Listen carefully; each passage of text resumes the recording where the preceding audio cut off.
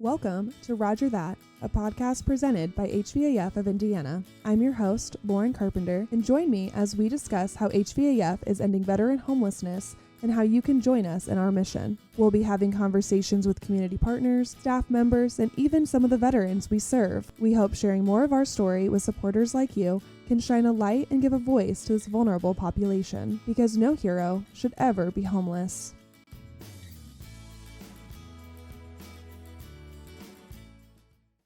Today on Roger That, you get to meet the one, the only Fred Young. Everyone here on Team HVAF knows and adores Fred, and after this episode, I know you will too. Fred served in the United States Army, 3 years active duty, and 3 years in the reserves. He struggled with alcoholism before and after his time in the military, and he even experienced homelessness here in Indianapolis for 5 years. But thankfully, this past April, he has celebrated 24 years of sobriety. And today, not only does he serve his fellow veterans, but he also helps them achieve recovery as a peer mentor here at HVAF. We are so thankful for his expertise and his passion these last 19 years. You can find out more about Fred's journey by continuing to listen to this episode. Here is my conversation with Fred.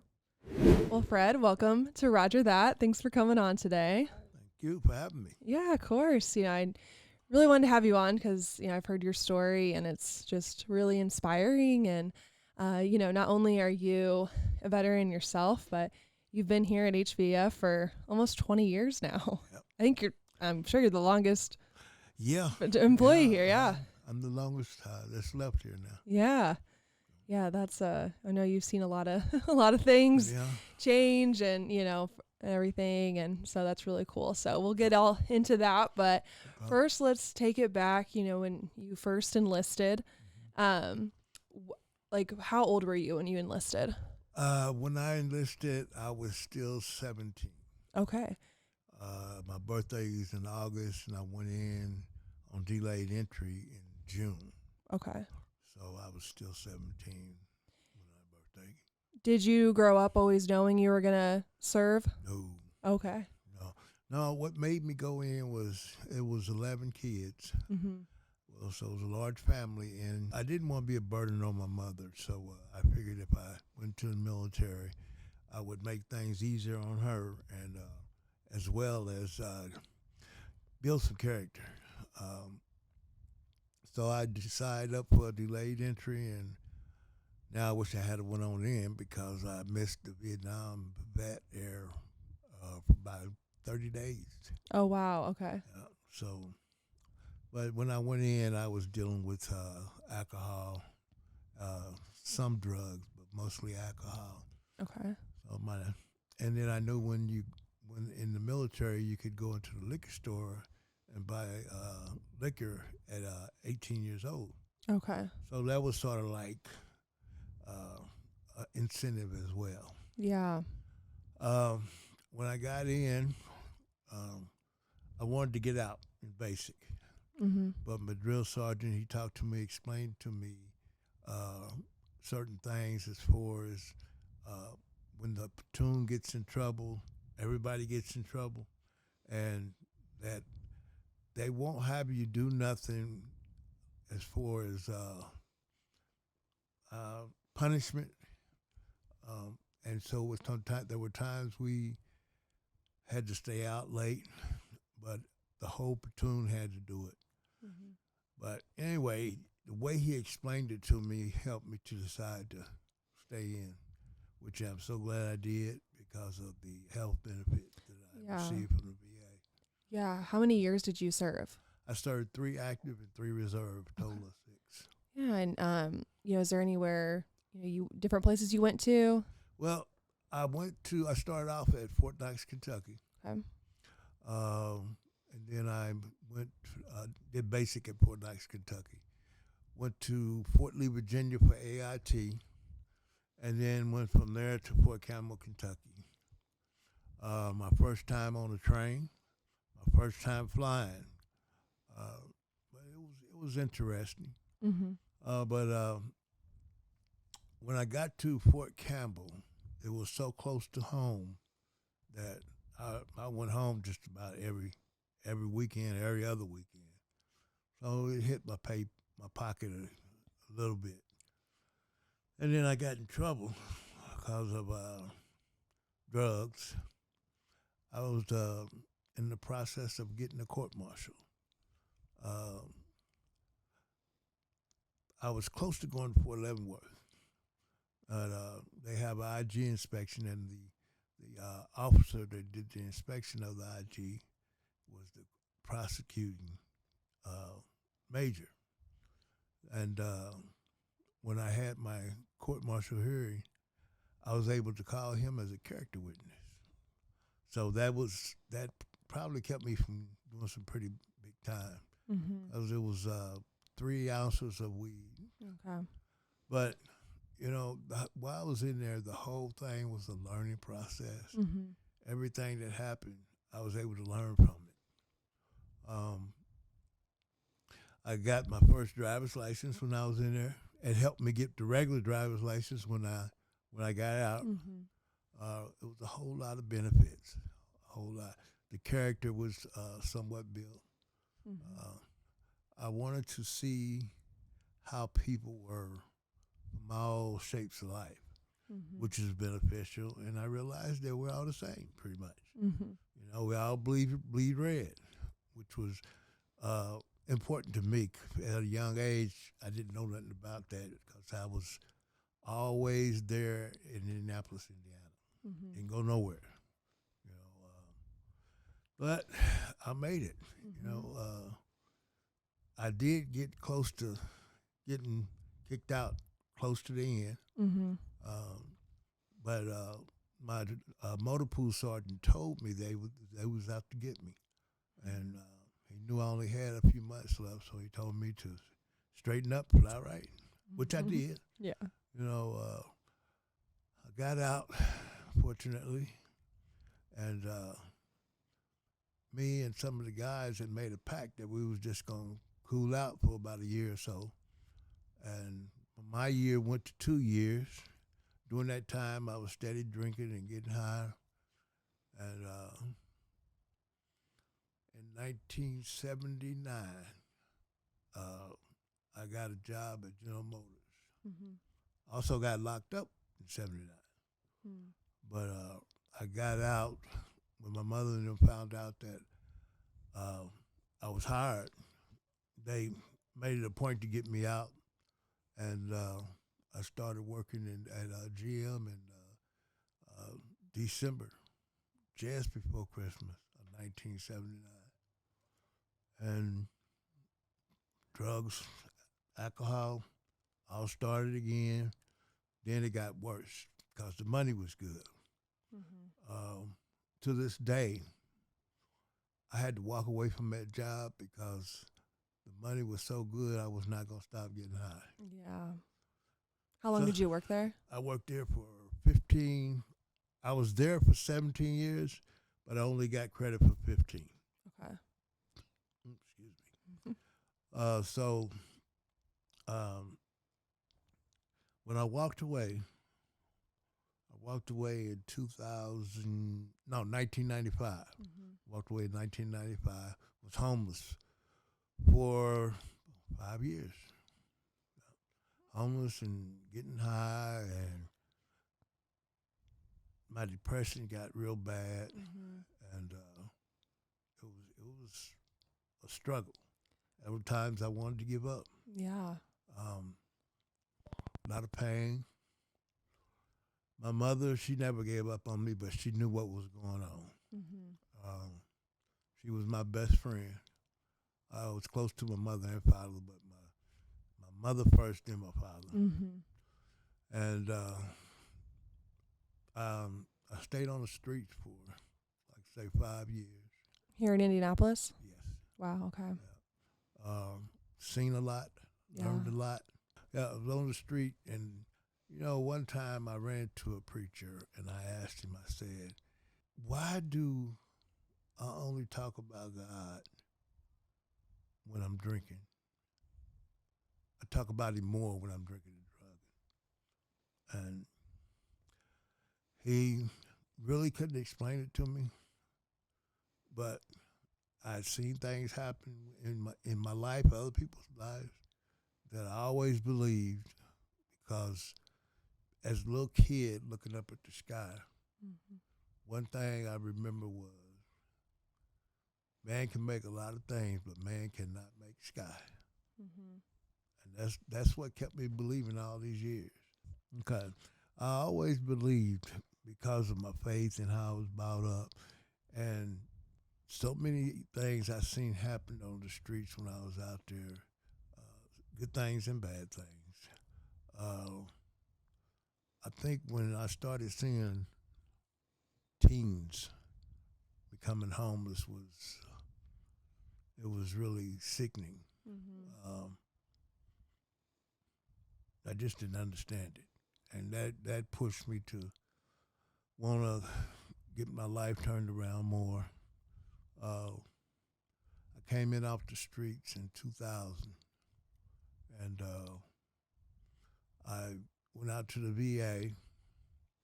Was there like a last kind of straw or like rock bottom that you were like, okay, I got to get off the streets. I got to get help? Yeah, yeah. It got to the point where I was drinking, just going through the motions. Wasn't all it would do would help me get to sleep. I wasn't feeling anything anymore. I wasn't getting high anymore. Uh, I would visit friends and stay with them. As soon as the drugs and alcohol was gone, I had to go. And I got tired of living that way. You know, I was sleeping under a bridge, not far from here actually, off the canal. Um, and a truck came down through there one day, on the grass, off the street, and we sleep under there in there in boxes up under there. Mm-hmm. Uh, I got up and it hit me. Said, "Man, wow! If I was asleep, he could have hit this box, thinking wasn't nothing in it, Right. and I'd be dead." That played a role in me getting out the streets. Plus, waking up to the birds every morning, thinking, "Okay, what do I do now?" Mm-hmm. Go to work and use that money to get something to drink, so I could sleep at night, to get up and go back to work again, and do the same cycle over and over again. It just got old. Uh, wasn't fun no more. So you were working while you were homeless? Yeah, I was doing odd jobs. Okay. Learned a lot. Mm-hmm. Drywall, uh, roofing. That's one thing about me when I was on the streets. I learned a lot. Plumbing. I mean, whatever needed to be done. Sort of like a jack of trades, Mm-hmm. master of none. But yeah,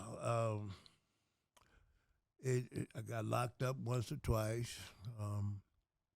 and it was just trying to come in off the streets. Mm-hmm. Even felt like just giving up, jumping off a bridge one time. My younger brother, my late younger brother was with me, and he said, "What are you gonna tell your son?" Mm-hmm. Which hit home, Yeah. and I was just looking for help Yeah.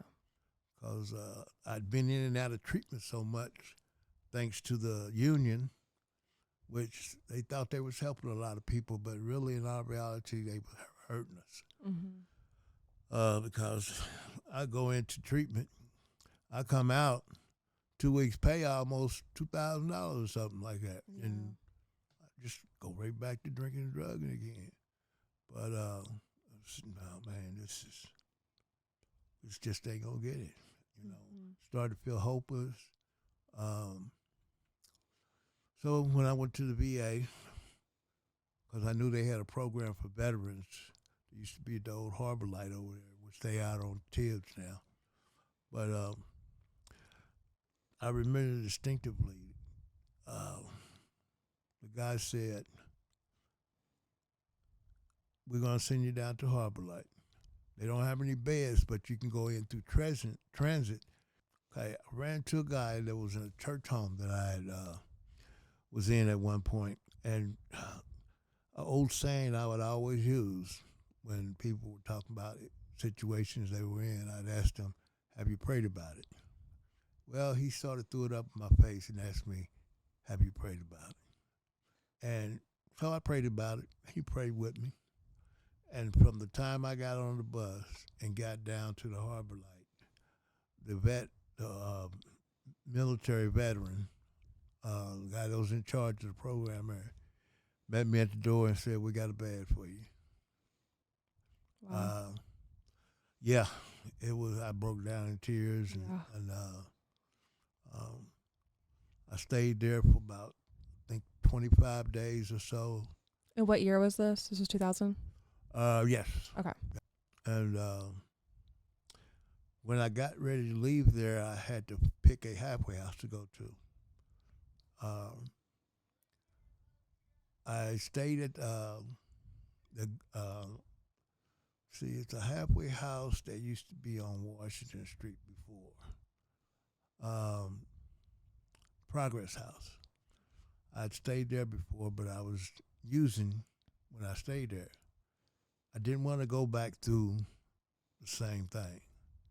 So I found a place on 22nd in Alabama, the Pathways to Recovery. I went there.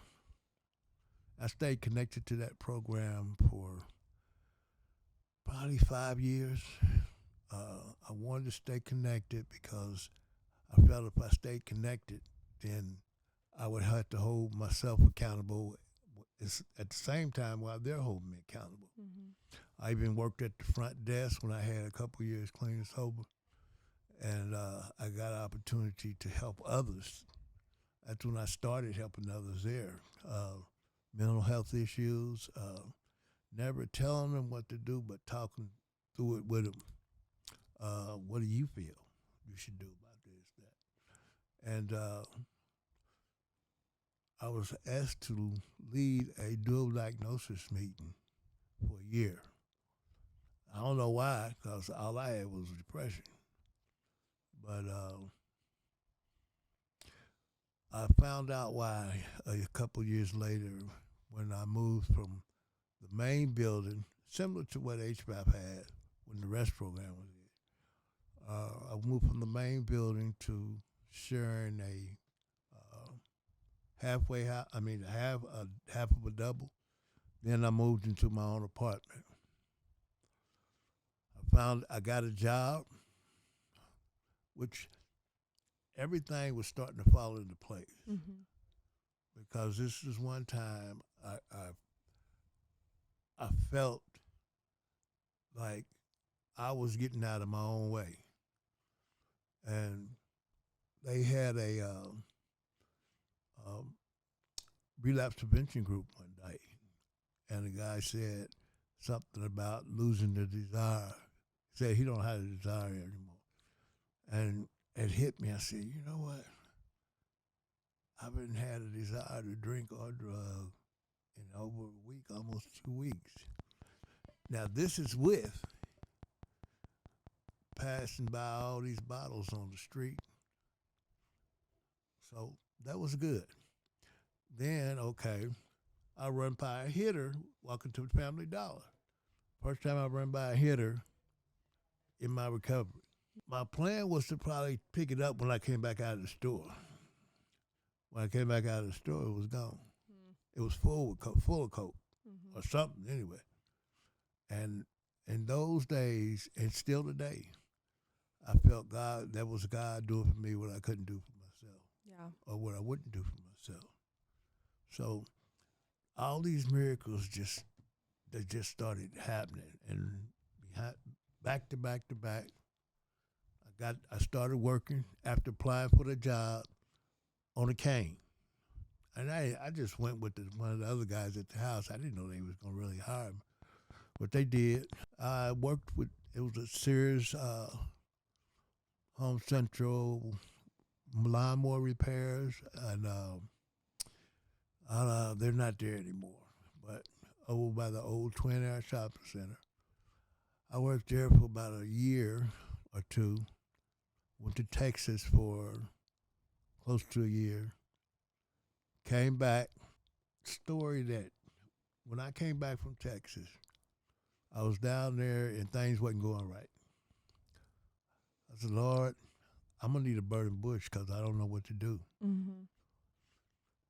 He started closing doors to the point where I didn't have no choice but to come back. Mm-hmm. I came back, got my old job back, didn't lose no time, even got paid from what I would have been paid if I'd have still been there. Mm. And it was still to this day. I think about the blessings, and they just keep coming. Mm-hmm. You know, while it passed away, though, I got back in there, and while I was there, they had vet groups from a social worker that worked at the VA. He said, you ought to apply for the peer mentor job that's coming open because the VA was starting a program for peer mentors dealing with mental health issues, addictions, and a guy named Mo Armstrong was overseeing it. I applied for the job, another miracle. It was on the west side, over by Warming. Mm-hmm. They had the rest program over there. I went over there, and then they said that, well, Cindy's over at the main building, which used to be the old RCA building on Sherman and New York and Sherman. Mm-hmm. So I had to head back over that way. And I get caught by a train. I'm freaking out, and the person that was giving me the ride, God's got everything in control. Don't worry about it. Yeah. Yeah, right. When I get there, Cindy said, oh, no problem.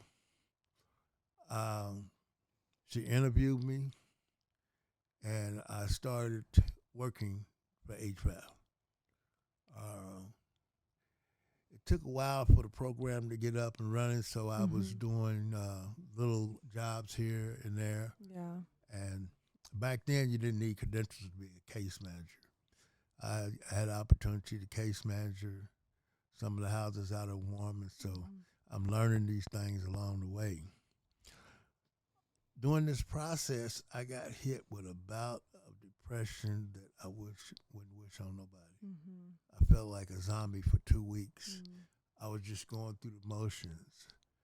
I had to make myself eat. I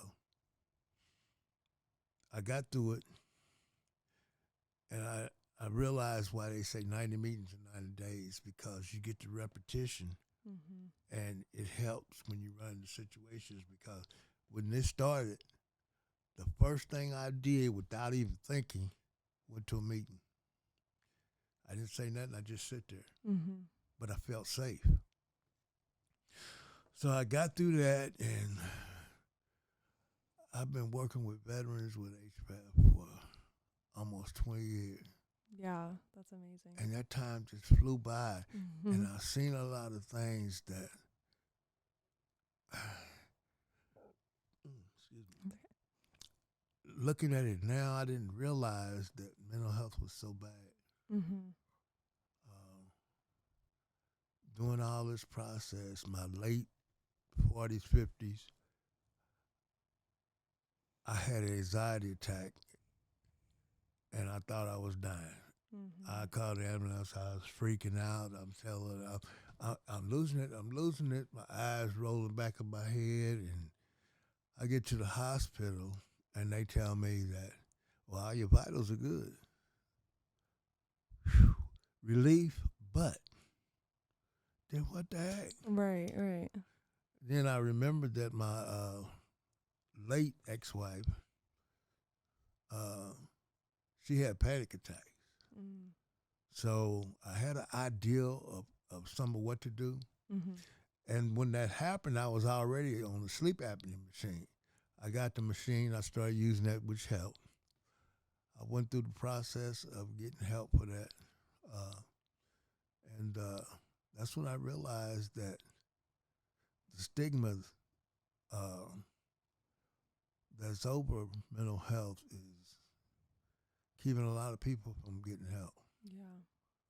Um, since I've been here at HVAF, I've seen so many changes that it warms my heart, Mm-hmm. but it also sort of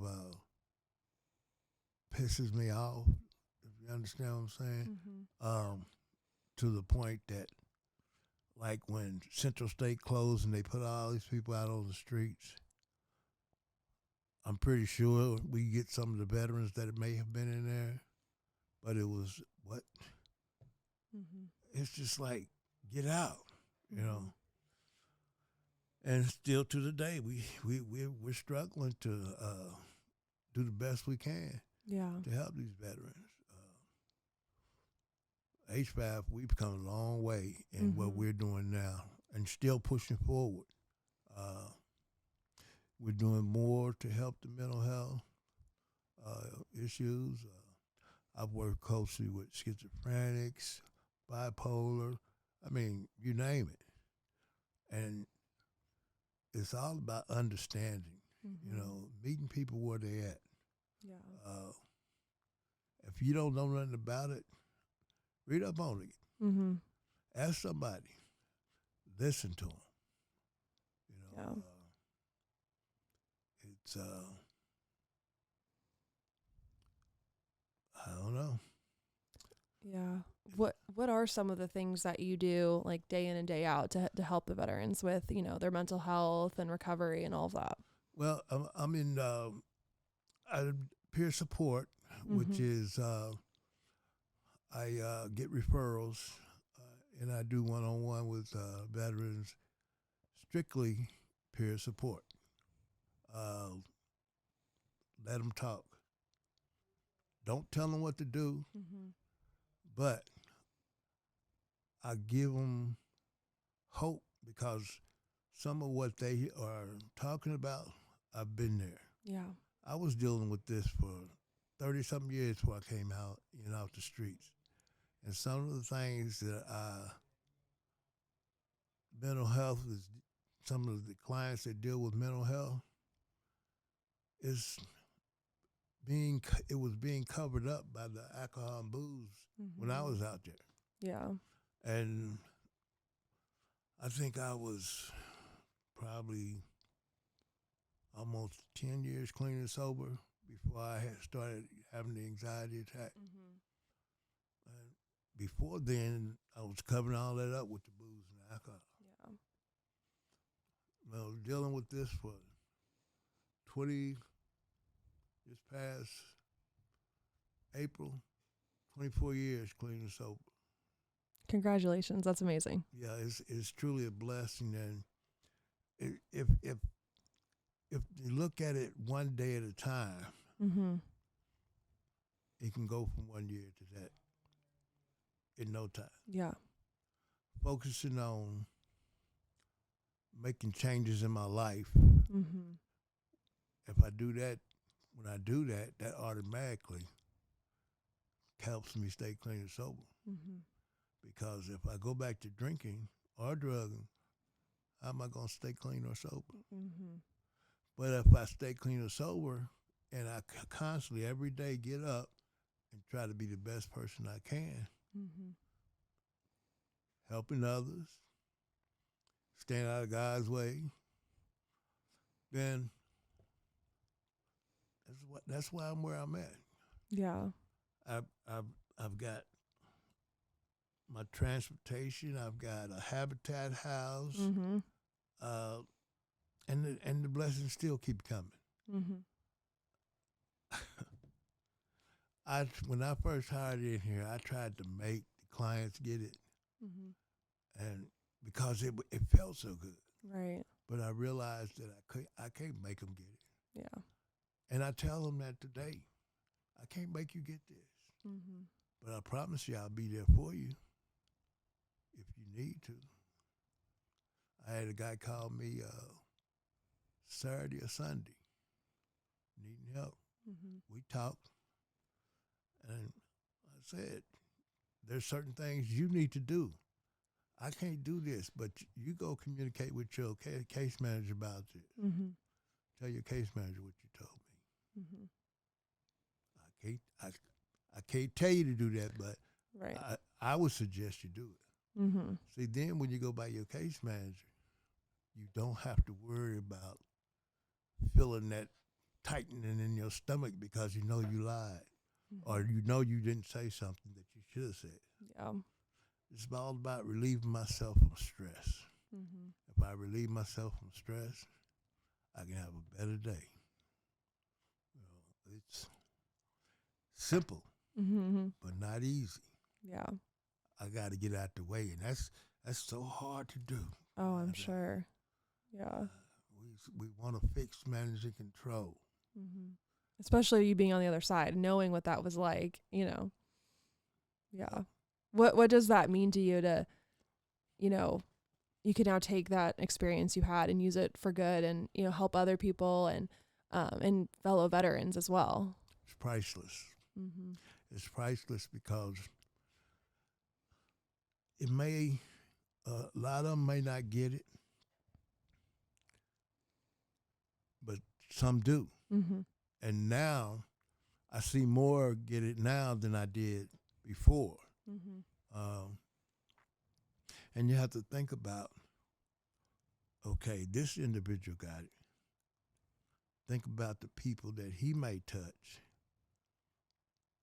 and they'll get it, and the people they may touch. So it's like a domino effect, because if once you get it, oh, you're going to give it away. Mm-hmm. You're going to give it away because it feels so good. Right. You can't help but give it away. Mm-hmm. I mean, I had to have hip replacements, but before I had them, I would walk down the street and jump up in the air and kick my heels together. It's a natural high. Yeah. And then you see some of the clients that you work with get it. Yeah. It's amazing. Oh yeah, that's gotta be the best feeling. Oh, yeah. It's truly a good feeling. Now I got a good team that I work with, supervisor, and that makes a difference too. Oh yeah. Because when the clients, they know if you're for real or not. Mm-hmm. They can feel it. They can sense it. I mean, when I was out there, I could lie so good. I was believing it myself. So they can tell when you're not sincere. Mm-hmm. And one thing I'll tell them is, it all starts with you being honest with yourself. Mm-hmm. If you ain't honest with yourself, how you going to be honest with me? Yeah. If you're honest with yourself, then you realize what you need to do. Now it's all about doing it. I always say, Lord, this is what I would like to do, but you show me what I need to do. And help me accept it, which is the key. Yeah. Help me accept it. A lot of times we'll leave that out and we wonder what happened. Right. Yeah. I don't know if I'm going to ever retire. Yeah, I know. Yeah. So being here for so long, what keeps you still here at HVAF? The changes I see. Mm-hmm. When I got here, the stuff we have now, all the rapid rehousing, the TIP program. Oh my goodness, it's amazing. It is amazing. If you can't get your life turned around here, you don't want to. Everything, it's almost like a one-stop shop. Everything is here. We help with IDs, birth certificates, employment. We try to help with transportation. I mean, man, you name it. It's this place. The HVAF come a long way. And I've been here to see it, to see the change. Yeah. Been a part of the change. Wow. We're glad to have you here, and glad you keep staying. Yeah, I like it so bad. I even moved 10 minutes away. jump up on the highway, and I can get home in 5 minutes. Yeah. That's awesome. Yeah. That works out really well. Yeah, it sure does. Yeah. That was another blessing. Yeah. That really amazes me how things just fell into place. Mm-hmm. And some simple things. I can remember in early recovery, I wanted a recliner chair. Mm-hmm. And I couldn't afford one, but I know that if it was something I needed, which I needed because I had bad hips then, God would provide one. Mm-hmm. So after I had probably 4 or 5 years clean and sober, a late girl down the hall sold me one for $50. Oh, wow. Say, when God guides, he provides. Mm-hmm. We just got to get out of the way. Right. And what tickles me still today is losing that desire. Mm-hmm. I didn't think it was for real. Yeah. But what I did know was that if I surrender and let God at the helm, things would change. Mm-hmm. I knew that. He made promises. Mm-hmm. And he keeping them. Yeah. So the last question I have for you before we close out is if there's someone listening to this episode right now who maybe they're right now struggling, with their own addiction, and what would you like to say to them to, help inspire them to achieve recovery? Somebody told me a long time ago, and I heard it on a lot of tapes, give it a chance. Mm-hmm. Get some help. If you don't like it, you can always go back to your misery. Mm-hmm. That's the key that helped me, because nobody made me stay or made me do what I did to get to where I'm at. Mm-hmm. I did it because I wanted to. Help is out there. There's HVAF is not the only program. Mm-hmm. HVAF is a program for veterans, Mm-hmm. but there are other programs for people struggling with mental health. Whatever you do, get some help. People want to help you, Mm-hmm. but a lot of us is scared because of the stigma that follows mental health. Yeah. Mental health is no different than a disease like high blood pressure, blood sugar. Mm-hmm. You got to take your medicine. They asked me when I came in, they said, if they had said jump, I'd have said how high. Mm-hmm. Because I did not want to go back out there in the madness. And it's getting worse. It ain't getting no better. Mm-hmm. Fentanyl, all this other stuff. People are dying. Yeah. Get some help. It's out there. Mm-hmm. They got 988 now. Get some help. Yeah, definitely. Well, thank you so much, Fred, for coming on and sharing your story and, how you help others. And it's truly inspiring. So I know our listeners are going to really enjoy it. I hope so. Mm-hmm. I hope somebody listening can get their life turned around. Mm-hmm.